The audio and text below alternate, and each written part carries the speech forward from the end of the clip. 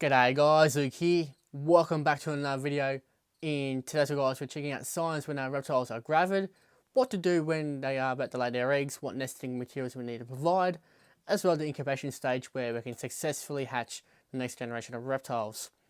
So usually the most common sign with reptiles when they're about to lay their eggs or when they are gravid is a swelling in the abdomen.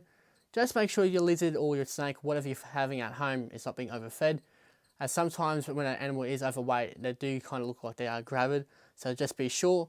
However, if you put your animals together and you've seen them mate, chances are your female is gravid. Other signs is usually where they kind of almost stop eating to actually not eating at all, so being off food in general. The other signs as well, especially with geckos, goannas and dragons, is where they'll start digging around the enclosure to find a nice suitable space to lay her eggs. When it comes to turtles, it's kind of hard to predict when they actually are gravid. Just to be sure you got a land area where your female can lay her eggs in peace. And with majority of your skink species, they give birth to live young. When it comes to pythons, they're a bit different. Obviously, you still have the swelling part of it all. However, with females, sometimes they turn upside down on their back. I guess that helps with, incubating the eggs internally before she lays them. She just gets a bit more extra heat into them for them to develop. Usually about a month before they are going to lay their eggs, they do a thing called a pre-lay shed, where they'll shed their skin, and usually about 4 weeks later, they'll lay their eggs in a nest box.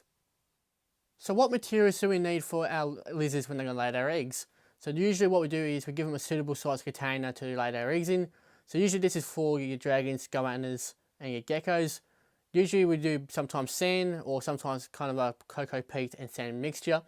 We want to make sure their substrate is damp, not too wet but not too dry, just enough where the sand mixture will kind of hold a shape, where the lizard can dig a burrow to lay their eggs in, and then be able to, fill it back in, and that's where we intervene.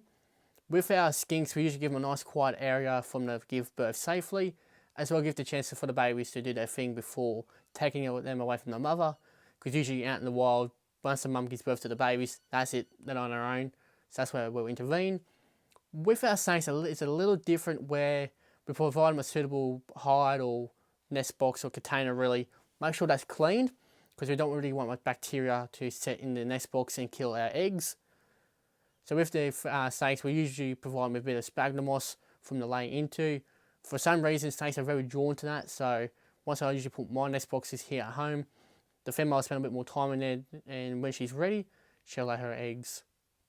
Before we forget about the turtles, usually it's very hard to predict when they are gravid. So like I said, make sure you got a nice suitable land area for your turtle to get out, dig a hole, deposit her eggs, backfill, she'll bugger off and never have to worry about those eggs again really.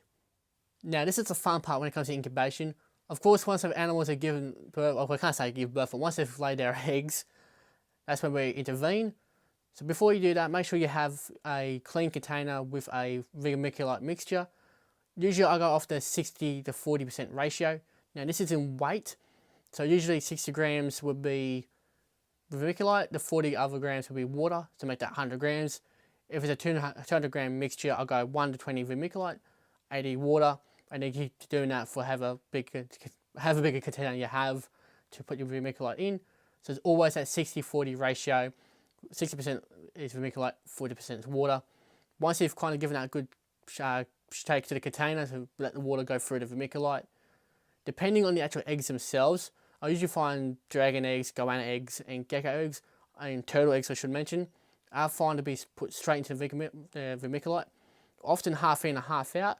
So obviously you still have your eggs securely in the mixture. However, when the babies do hatch, they can just hatch out the egg and run around. Out in the wild, naturally they have to dig their way out, so we're being nicer to them in that regard, where we're letting them at least get out the egg and run around before we take them out. With the babies themselves, this is a very crucial stage. Make sure the umbilical cord is absorbed before you take them out of the incubation box, just to prevent from any infection setting in when you do place them in their enclosure. In the next video, guys, we will cover off how to set up babies in each, family, but that's a video for another time. With snakes, for whatever reason, we can't really directly put their eggs straight on top of the vermiculite mixture.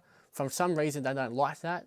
So what we do is we usually put a plastic grate between the eggs and the vermiculite, and we get a high success rate when that happens. And usually when it's that time, what we do is also we pip the snake eggs. So what pipping is really is, once I usually see, this is what I usually do for me personally. I know some breeders do it differently. For me, when I see one baby snake emerging from the egg, I'll get a razor blade and very carefully cut maybe a half a centimetre to a centimetre hole in the eggs, allowing the babies to have a more success or higher chance of getting that egg and surviving. So that's about it for this video, guys. I hope you guys learned a fair bit from this video.